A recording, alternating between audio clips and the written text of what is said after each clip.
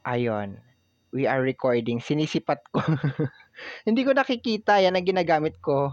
Salamin, chine-check ko siya kung nagre-recording na siya. Kasi ayaw kong nakaharap sa akin yung screen. Okay, anyway. Hello, my dear. Welcome or welcome back sa ating YouTube channel. My name is RJ, your tarot card reader. At ang gagawin po natin ngayon is yung ating daily reading para po to sa araw ng July 17, 2026. Titingnan po natin kung anong mga eksena, kaganapan at kung ano-ano pa na maaari mo makasalubong sa araw na ito. Pero bago po tayo mag-start ng ating reading, gusto ko pong kunin itong pagkakataon na ito na magpasalamat. Maraming salamat po sa ating mga abangers, sa mga walang sawang naghihintay at nag-aabang ng kanilang mga readings. Thank you very much. Gusto ko rin pong pasalamatan yung ating mga bagong subscribers. Ayan, welcome po sa ating channel. I hope na mag-enjoy po kayo dito at sana yung mga readings na ginagawa natin ay nakakatulong po sa inyo or nakakatulong po sa ating lahat. Okay. So ano po yung kailangan malaman ng ating my dear Scorpio para sa araw na ito? We have here, unexpected, unexpected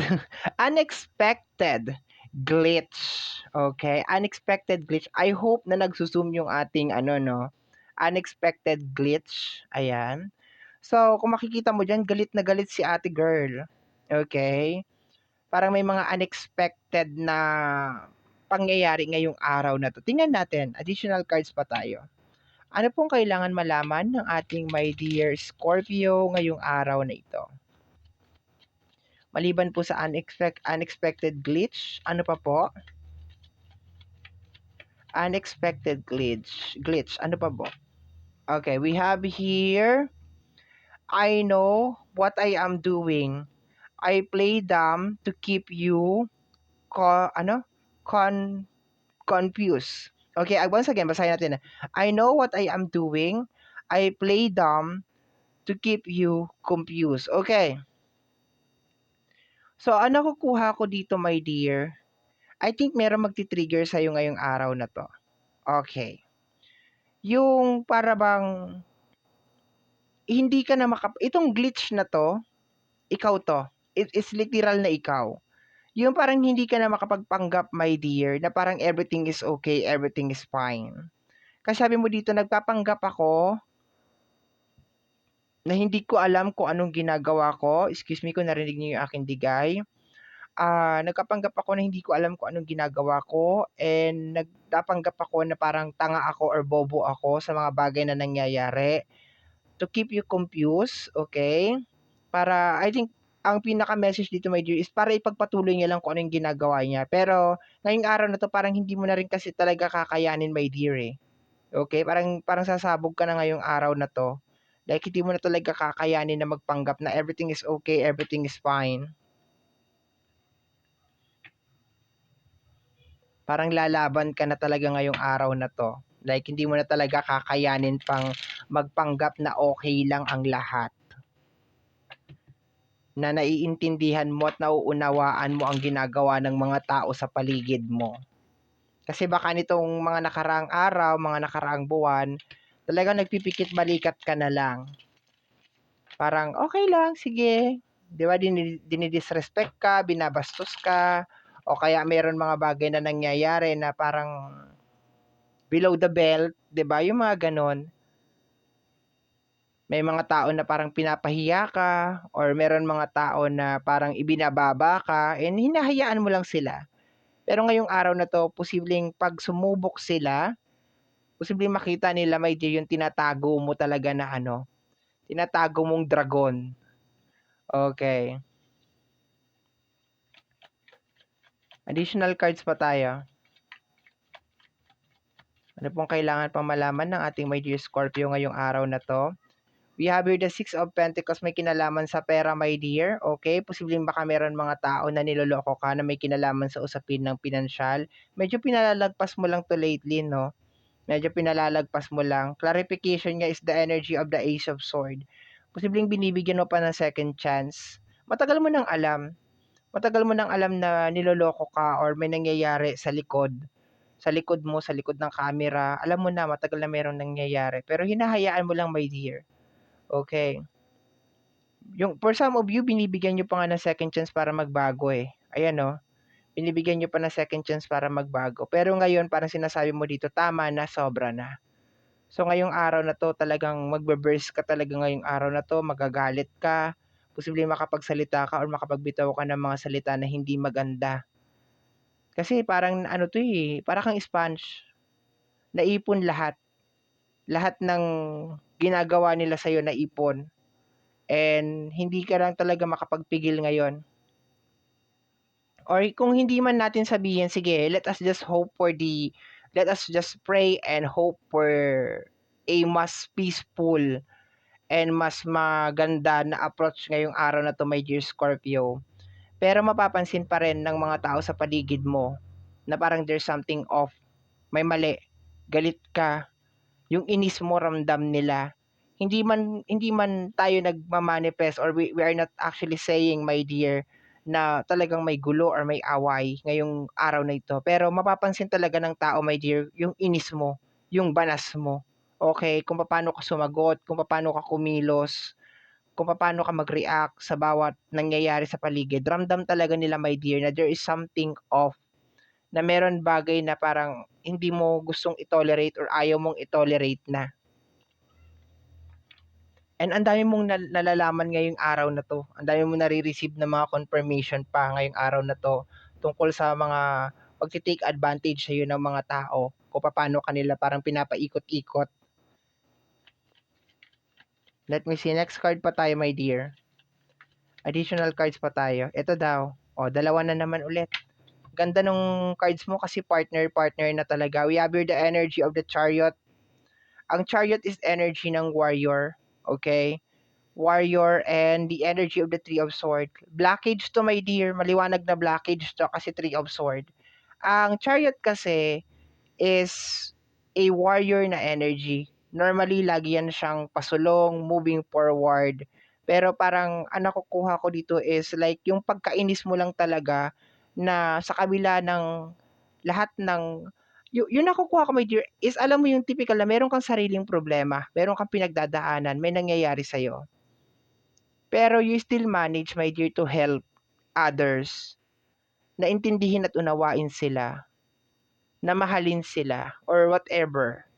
Pero still, itong mga tao na to, like ginagawa kang tanga, ginagawa kang bobo, 'di ba? Pinapaikot-ikot ka. Sinusubukan mong i-manage, my dear. Sinusubukan mong i-manage yung personal na problema mo, yung mga nangyayari sa'yo. Sinusubukan mo i-manage, binabalance mo talaga sa abot na makakaya mo. Pati yung pagtulong at pagmamahal dito sa mga tao na ito, pang-unawa. Pero umabot ka na talaga dun sa punto na siyempre tao ka lang, 'di ba? Napupuno ka rin, napapagod ka rin.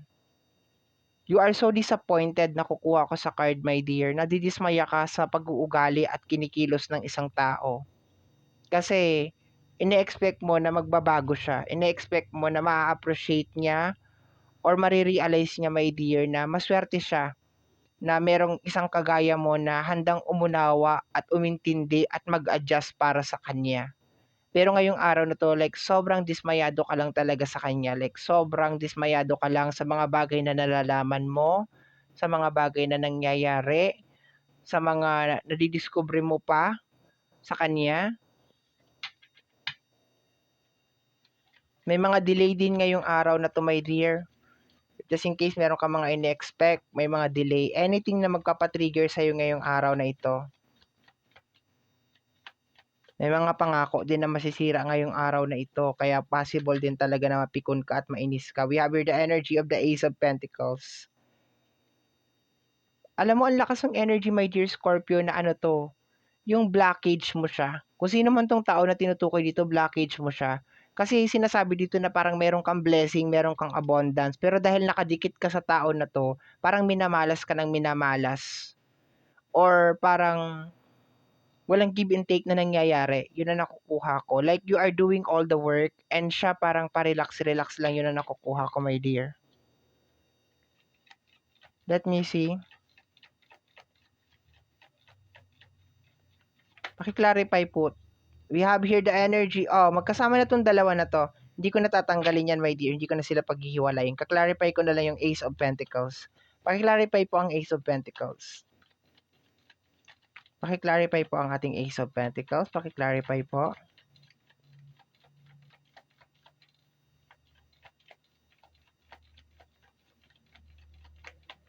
Paki-clarify po ang ating Ace of Pentacles.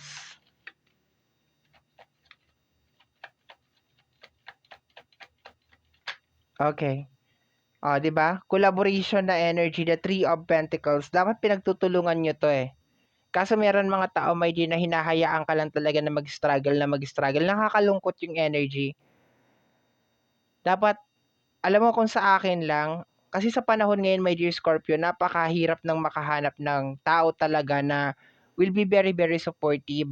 Alam mo yun, yung talagang susuportahan ka talaga, yung talagang iintindihin ka at bibigyan ka talaga ng napakaraming chance. Kasi sa tanan ng buhay ko, isang tao lang talaga ang laging nagbibigay sa akin ng chance, my dear Scorpio, which is yung nanay ko, 'di ba?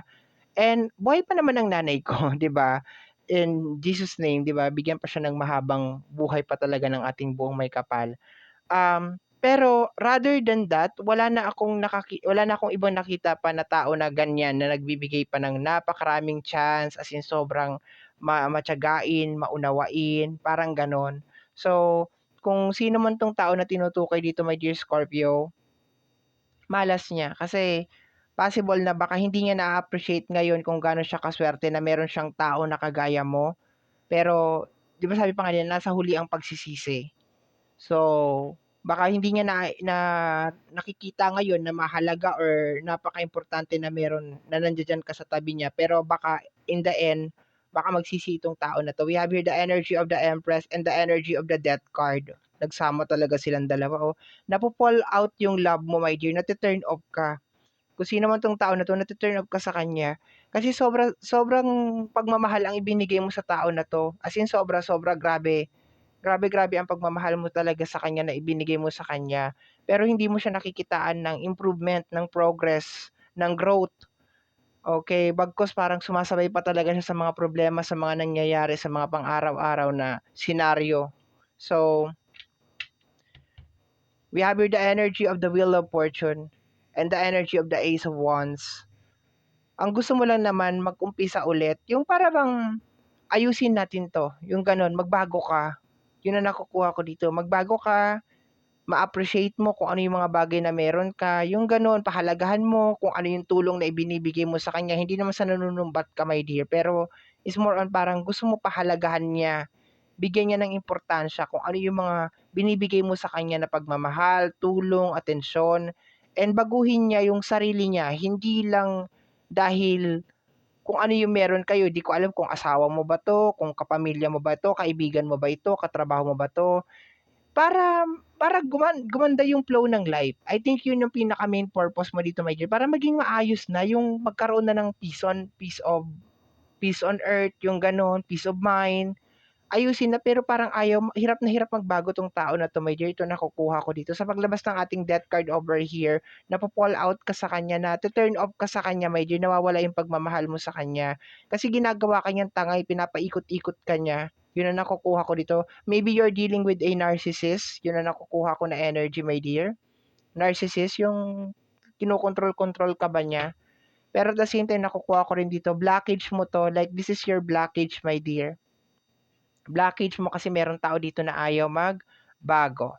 Okay? So, my dear Scorpio, yan po ang nasagap natin na message energy para sa araw na ito, July 17, 2026. Kagaya po ng lagi kong sinasabi, ang tanging hiling at dasal ko lamang po sa ating buong may kapal ng mga readings na ginagawa ko ay nakakatulong po sana sa ating lahat. Maraming salamat po. Thank you, my dear. Thank you, thank you. God bless po. Ingat po palagi.